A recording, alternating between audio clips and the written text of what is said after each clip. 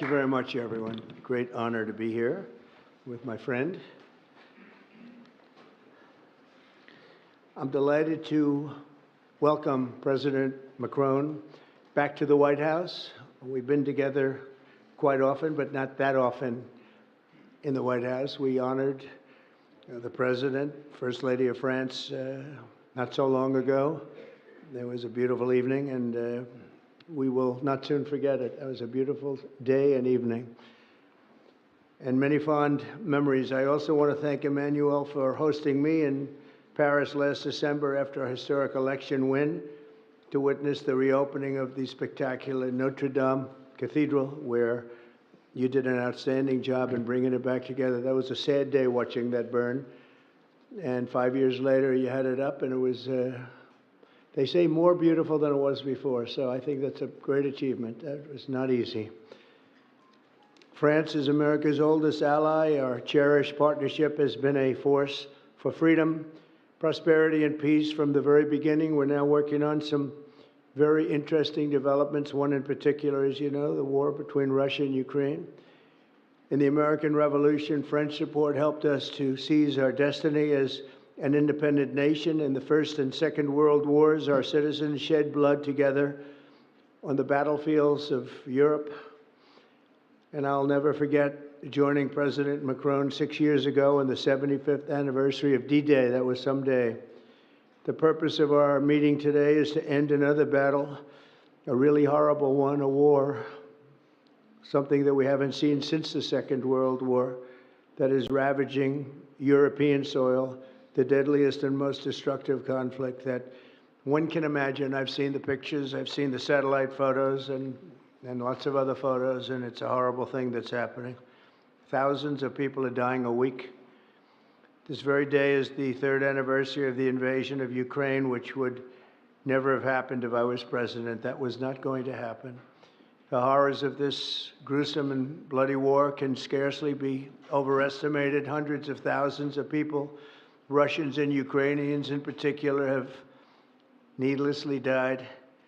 An entire generation of Ukrainians and Russian men has been decimated. 1,000-year-old cities have been turned into rubble. Those beautiful spires that you used to see there, they were most beautiful in the world, they say, are lying in heaps of rubble, blasted to smithereens. It's time to end this bloodletting and restore peace, and I think we're going to do it. We've had some great conversations, including with Russia. Since my return to the White House, we've made more progress toward that goal in 1 month than occurred in the past 3 years. And I've spoken with both President Putin and President Zelensky. And again, a lot of good things toward peace are happening, moving it, I think, pretty quickly. Last week, Secretary of State Marco Rubio, National Security Advisor Michael Waltz, and Special Envoy Steve Witkoff conducted successful talks in Saudi Arabia with the delegation from Russia, and I'd like to thank the Kingdom of Saudi Arabia and the King and Mohammed, great people. They're really working hard to get this done. Our focus is on achieving a ceasefire as soon as possible and ultimately a permanent peace. My meeting with President Macron today was another important step forward in that sphere, because he's been very much involved right from the beginning in trying to get it over with, and we're going to get it done. I believe that Emmanuel agrees with me on many of the most important issues. Chief among them is this is the right time. It may be the only time. You know, that's a very interesting and horrible situation, and that could evolve into a third world war. We're not going to let that happen. Should have never started, but it did, and what a mess, what a horrible, bloody mess. I'm also pleased that President Macron agrees that the cost and burden of securing the peace must be borne by the nations of Europe, not alone by the United States, and Europe must take that central role in assuring long-term security of Ukraine, which they want to do. And that's not a very big step. The big step is what's going to happen over the next few weeks. The United States has put up far more aid for Ukraine than any other nation. Hundreds of billions of dollars. We've spent more than 300 billion, and Europe has spent about 100. 100 billion, that's a big difference, and at some point we should equalize. But hopefully we won't have to worry about that. We have other things happening that maybe take that out of the realm of necessity. And while we've given vast amounts of military aid and money in form of grants, much of Europe's contribution has been economic relief structured as loans for which they'll be repaid. Like the Europeans, I believe that taxpayers in the United States also deserve to recoup the colossal amounts of money that we've sent. The previous administration never even thought of that. They didn't think of a lot of things, like why did they let it start in the first place? That is why we must have an agreement with Ukraine on critical minerals and rare earths and various other things as security. And I think that that's happening. I think we've made a lot of progress. I had a report just given to me before walking in that we've made, Emmanuel, a great deal of progress toward getting that. I've been elected by the American people to restore common sense to Washington and indeed to the world. And I believe strongly that it's in the best interest of the United States, the best interest in Europe, the best interest of Ukraine, and indeed the best interest of Russia to stop the killing now and bring the world to peace. My administration is making a decisive break with the foreign policy failures of the past administration and, frankly, the past. I ran against a very foolish foreign policy establishment, and their recklessness has led to the death of many, many people. Under our administration, we're forging a new path that promotes peace around the world. And when I left office for the first administration, first term, we had no wars, we had no problems. We didn't have October 7th with Israel. We didn't have Russia and Ukraine going at it. We didn't have the problems in other parts of the Middle East. We didn't have inflation. It was a whole different world. And you know what else we didn't have? Millions of people pouring through our borders, many of them criminals released from other nations and put right into our land, murderers and drug dealers, gangs. We didn't have any of that. It's a different time, but now we have it and we're fixing it. We'll fix it all up. We'll get it done as quickly as possible. And we've made a great deal of progress. People are saying it was the best month for a president in our country's history. I hope that's right, but I feel it's right. We've done a lot of things in a very short period of time, 4 weeks. As I've said before, it's my hope that my greatest legacy, however, will be as a peacemaker and a unifier. I want to bring peace, not war. I thank President Macron for joining us today in this urgent work we're doing. And we have some wonderful people up front right here that have worked so hard. Steve Witkoff, thank you very much. And Michael Waltz, thank you. Scott, thank you very much. And JD, thank you. They've really done a job. They worked very hard. It's a real passion to get this war ended. And I'd like to now invite Emmanuel to say a few words, and then we'll take questions. And again, Emmanuel, it's a great honor to have you with us at the White House. Thank you very much, please. Thank you, Mr. President. Thank you, dear Donald. Ministers, ladies and gentlemen, mesdames et messieurs, je vais dire quelques... Ladies and gentlemen, I'll be saying a few words in French. Thank you very much, Mr. President, dear Donald, for your hospitality and for this visit. As you mentioned, we have had the opportunity to meet over the past few years. Since your first term, we've been able to discuss matters in Paris and also here at the White House, and it has always been a great joy to do that, and I would like to commend you. And thank you, Mr. President, for extending this friendship to France and taking part in the ceremony at Notre Dame that you mentioned before. It was a great honor for the French people to reopen the cathedral to the rest of the world, and your presence was a testament to that friendship. As the President said, this friendship dates back to the Revolutionary War, since the beginning of the United States.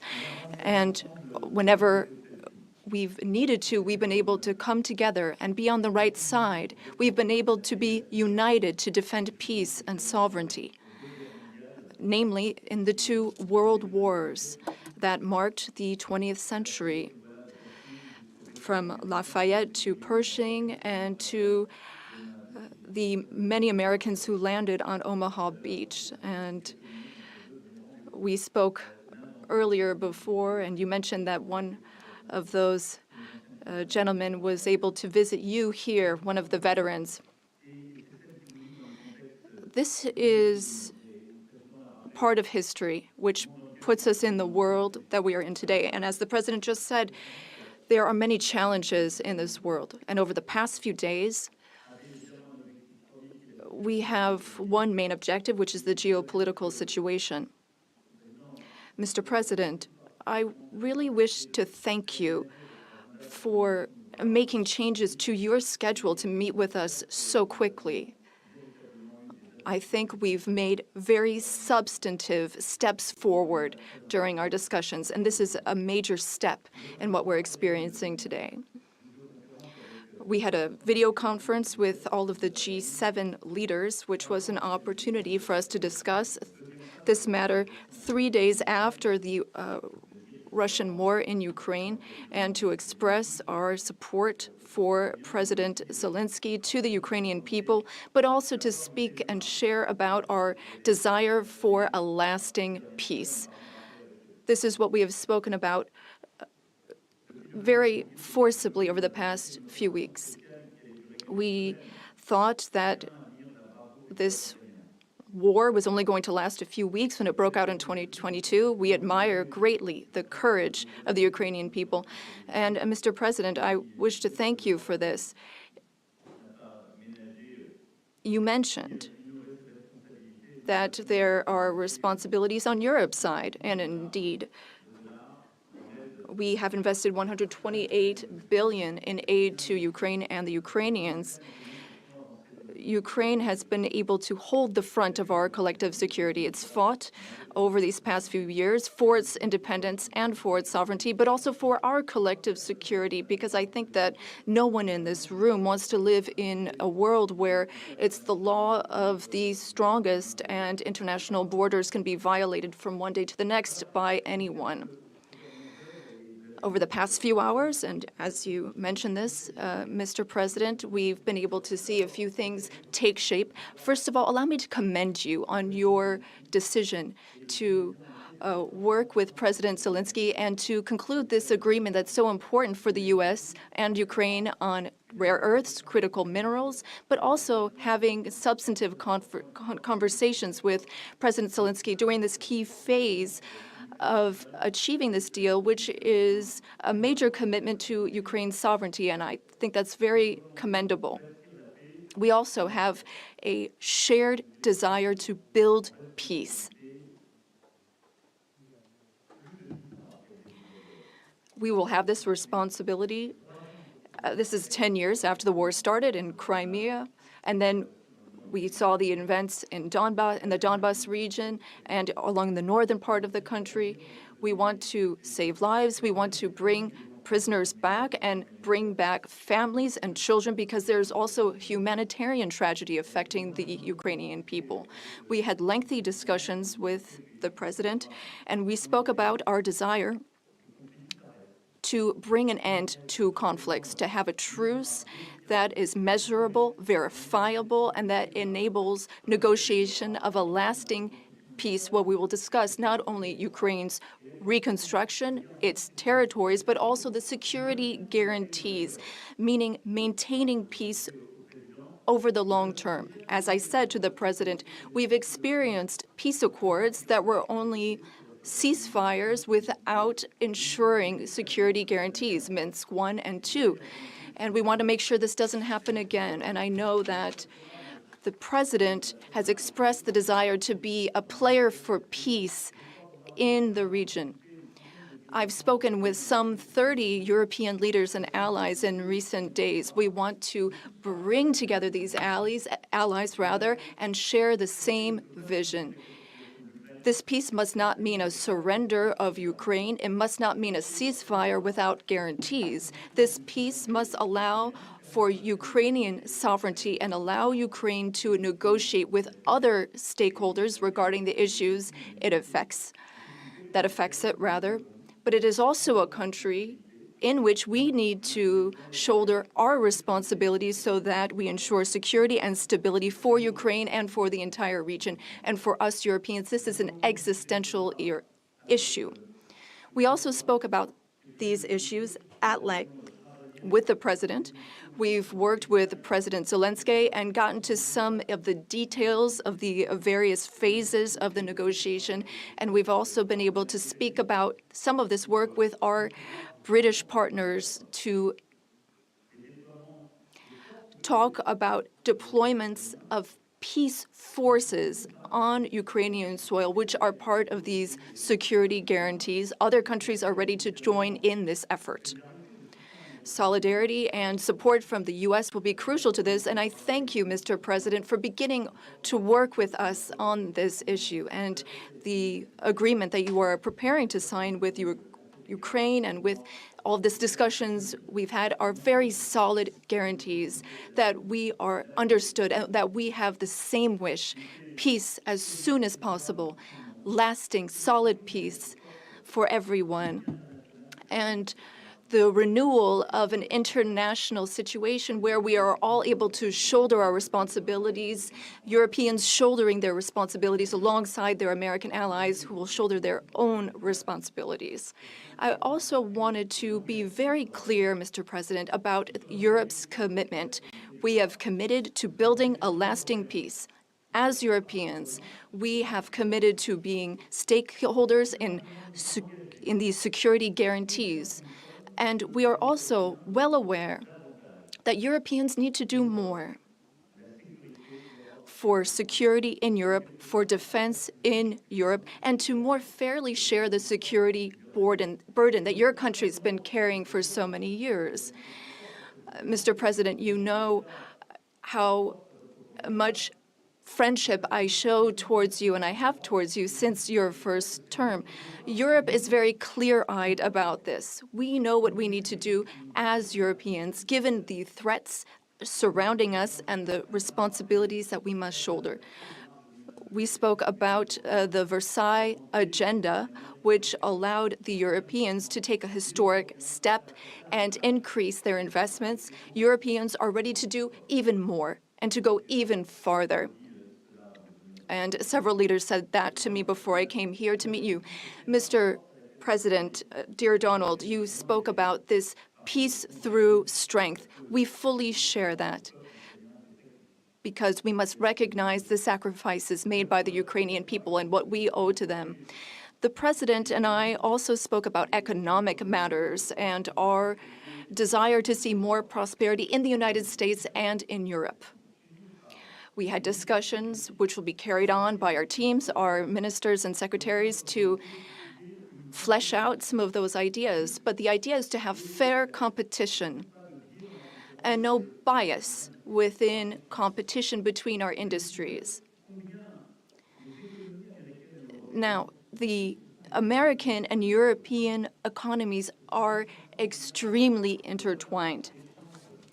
Some 1.5 billion in trade, trillion rather, in goods and services, and I know you've spoken about wanting to look at the balance of payments. We also have a trade deficit, and I know that we need to look not only at goods, but also digital items and goods which you export, and we want to make a sincere commitment towards fair competition where we have smooth trade and more investments. You already invest a great deal in France, and France is the fifth largest investor in the United States. And I would like to recognize here all of the American investors who announced investments, some $120 billion that were announced at the AI summit. This is our wish. We want to have more prosperity on both sides of the Atlantic. We have a shared agenda in that regard. We also spoke about the Middle East, among other subjects, and here again, we have the same desire. We don't want to see Iran obtain nuclear weapons. We don't want,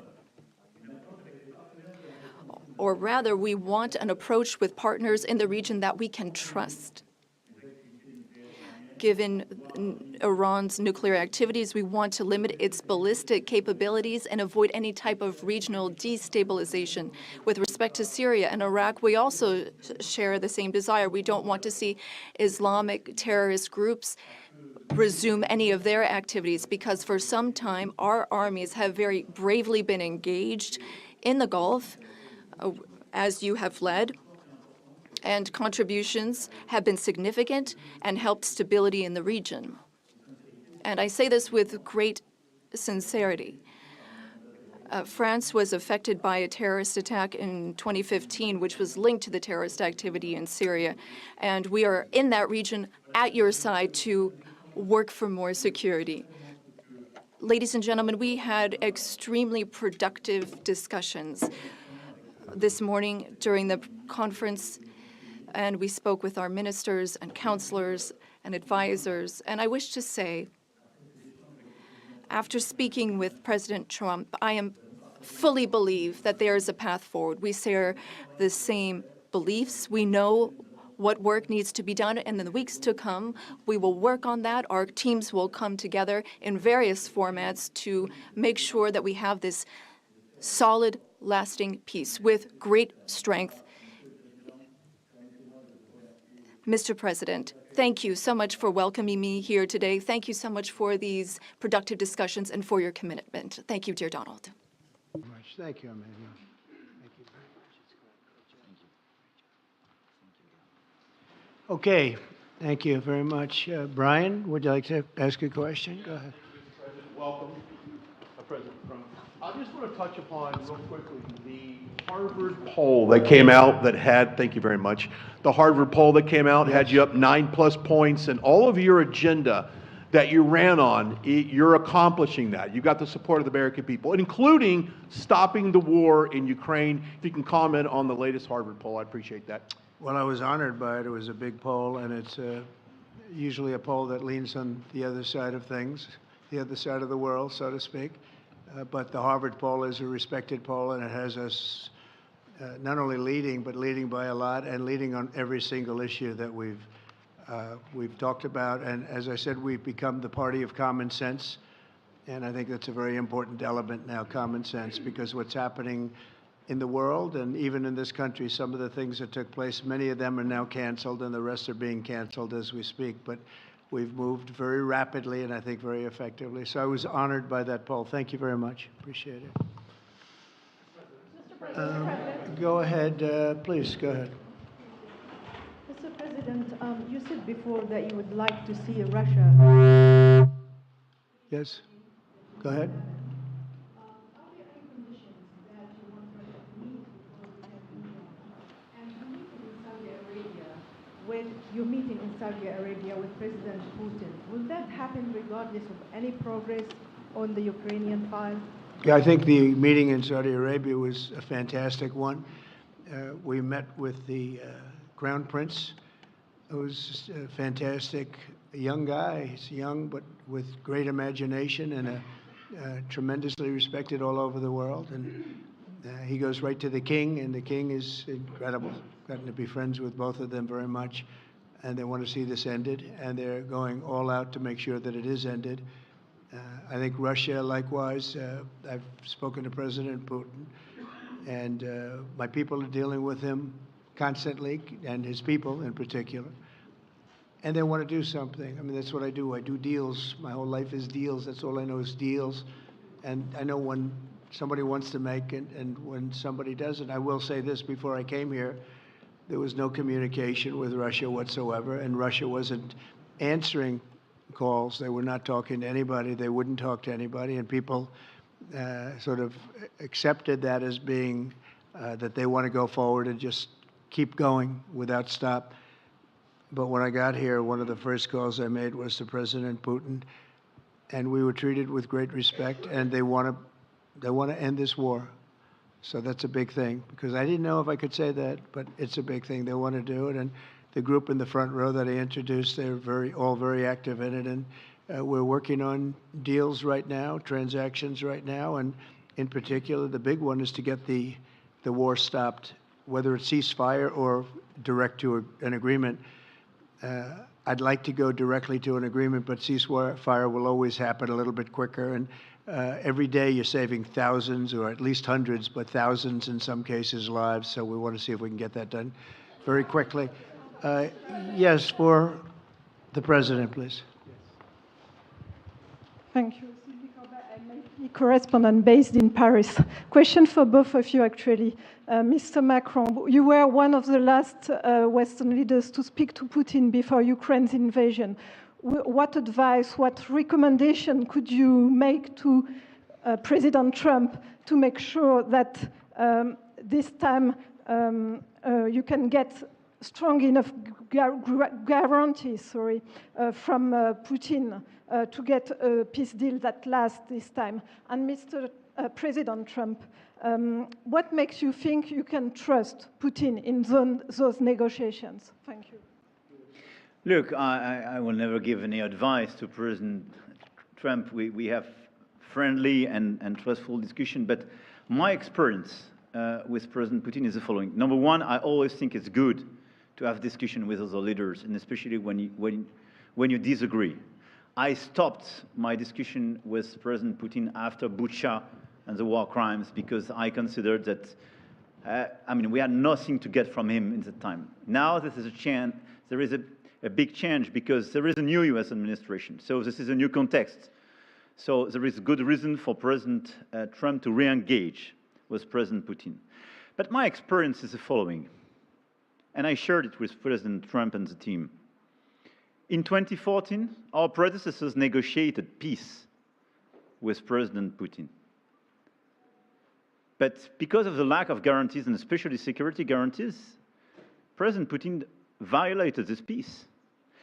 And I had several discussions, especially beginning of 2022, several times, 7 hours with President Putin, 15 days before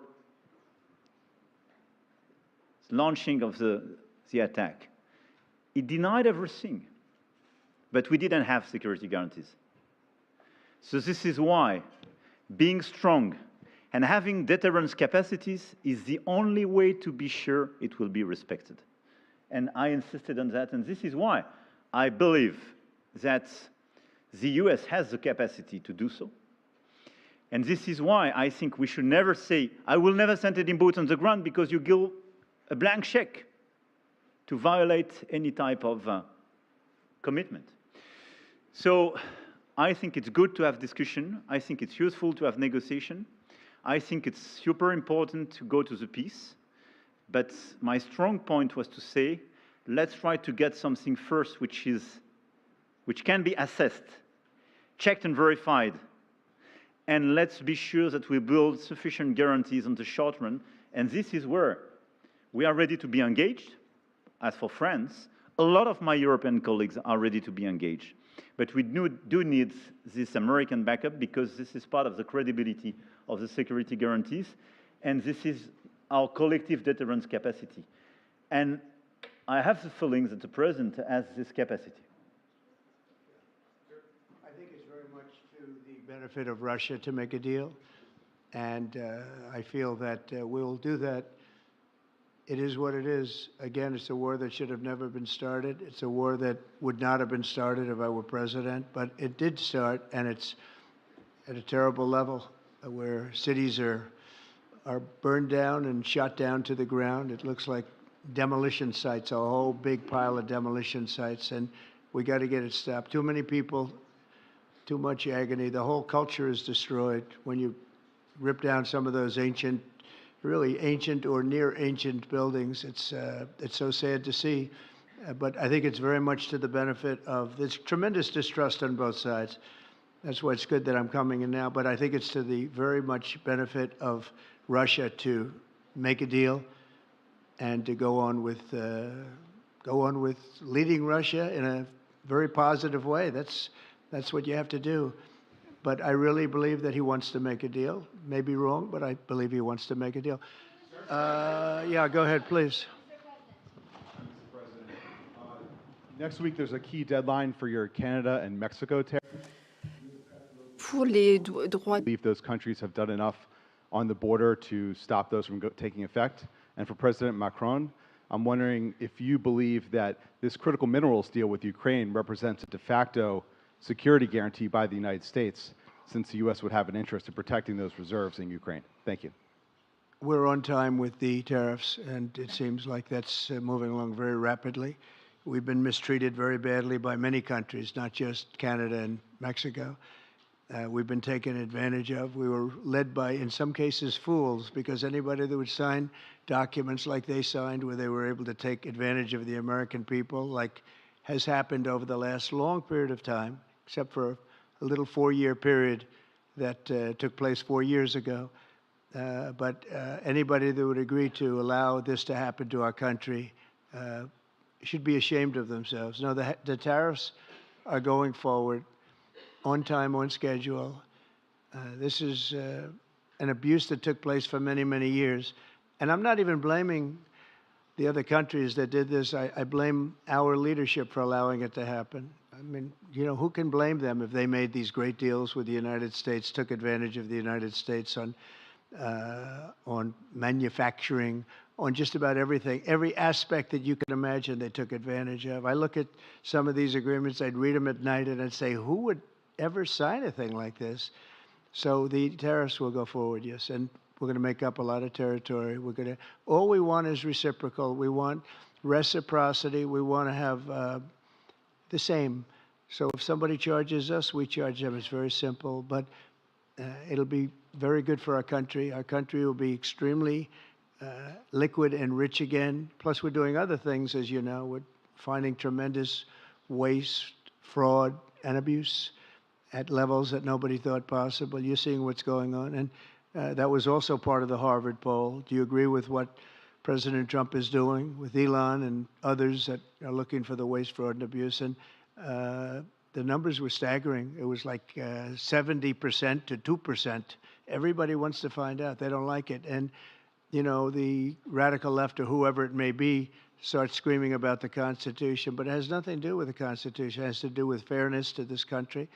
It has to do with being ripped off. And when you read the things that all of these billions, and I mean many billions, hundreds of billions of dollars have been spent on, that's all you have to do is stand up here and read them. I could stand up all day and read the kind of things where we're spending all of this money. The good news is that when you think of how rich a nation we can be when we get rid of this, you know, sometimes you'll buy a company and you'll see it was really well run. They accounted for every penny. Well, not much you can do there. You got yourself a bad deal. This one is the exact opposite. Tremendous fraud, tremendous waste. And when you think of what it is, you know, Elon uses an expression, caring. If we had people that cared, just cared a little bit when they did contracts, when they negotiated with outside vendors on behalf of the United States. That's what I'm doing now. I'm negotiating for the people of the United States. So we're doing a great job of it. I will say we found it'll be hundreds of billions of dollars of waste and fraud and abuse. Thank you. Please. Look, I think this discussion is a very important one. First, because it's important for the US, and it will be a good occasion for a first very important meeting between President Trump and President Zelensky. Second, I think there is a lot of economic upside on both sides. And third, de facto, there is a recognition of Ukrainian sovereignty, a recognition of the Ukrainian interests, and this is de facto a very important alignment of interests. Now, the security guarantees will be negotiated in due time in a full-fledged package of a peace security. But this peace, as it is now written and negotiated, and as this meeting is scheduled, is an important step forward, full-fledged peace agreement. Okay, please, go ahead. To the President. Monsieur le Président Trump, President Trump, President Macron. to make a deal with Putin. So when you do a deal, it's a win-win deal. what are you giving to him and what is he going to give you, to America? And I was impressed by the way you referred to Notre Dame and that you were impressed by the reconstruction of Notre Dame. A lot of Americans have sent money to Paris to participate to the reconstruction of Notre Dame. As a President of the United States, are you going to contribute to the reconstruction of Ukraine? Et Monsieur le Président Macron, President Macron, what for you is the main area of progress in your meeting with President Trump? Can you confirm that there is an agreement to send European peacekeeping troops? Will France participate in that? How many troops? What would they be doing? Would this represent a great danger to send French and European troops to Ukraine? Well, I guess it's a little strange question because you ask whether or not we're going to, on behalf of the United States, contribute to Ukraine. I mean, we're in there for about $350 billion. I think that's a pretty big contribution. I do appreciate the first part of your question, however, because I think they've done an incredible job with the Cathedral of Notre Dame. I think the president has done. I know he headed it up, and I know how hard he worked, and it took a period of time, but really not a long period of time considering what that was, so delicate, so beautiful. And I was there, and I saw the work, and I'm very good at construction. I know good construction. I know bad construction. They did a beautiful job, and this man has to be given a lot of credit for that. It's an incredible cathedral. Most people thought it couldn't be saved, and if it was, it would have to be built in a different form, and we didn't want to see a different form. We wanted to see the same form that you built. So I just want to congratulate you. That was an amazing job. I don't think you've gotten enough credit for it. Someday you will. Someday you will. Thank you, Donald. Merci beaucoup. Thank you very much. To go back to your question, today's discussion showed several areas of progress. First, we have been working a great deal with President Zelensky to have a proposal that's acceptable to Ukraine. President Trump has confirmed that he will be meeting with President Zelensky very soon to finalize the agreement on critical minerals and rare earths and to speak together about that matter. That's a very important step forward. The second thing is that during our discussions, we were able to go into some of the details about the proposal that we have just made to have a truce, a peace, and be able to measure that and then structure our discussions on that basis. France and several other European countries, along with Ukraine, are hard at work to build this lasting peace with very specific points, including security guarantees, the territories that belong to Ukraine, the issue of reconstruction, the economy, and critical minerals. We've been able to go into the details of those proposals. The third area of progress, which really mark a turning point, is the fact that we were able to talk about the details of the security guarantees. And the president has shown this over the past few days, and he said so a moment ago. We want peace. He wants peace. We want peace swiftly, but we don't want an agreement that is weak. The fact that there are Europeans that are ready to engage to provide for these security guarantees. And now there's a clear American message that the U.S., as an ally, is ready to provide that solidarity for that approach. That's a turning point, in my view. And that is one of the great areas of progress that we've made during this trip and during this discussion.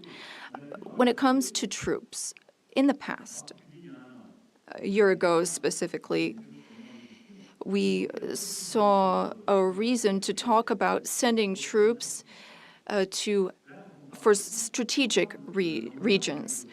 Today, when we talk about troops, we're talking about sending them in after we've negotiated a lasting peace. And once we have that solid, lasting peace that's part of an agreement signed by Ukraine, signed by Russia, and for which we will provide the guarantees, then at that point, and recently, France has worked with the UK to provide its contributions. We've worked on plans. We've worked with our militaries not to go to the front lines, not to go into occupied territories, but as a show of support to show that we have a negotiated peace signed by both sides, and that is a peace we will preserve.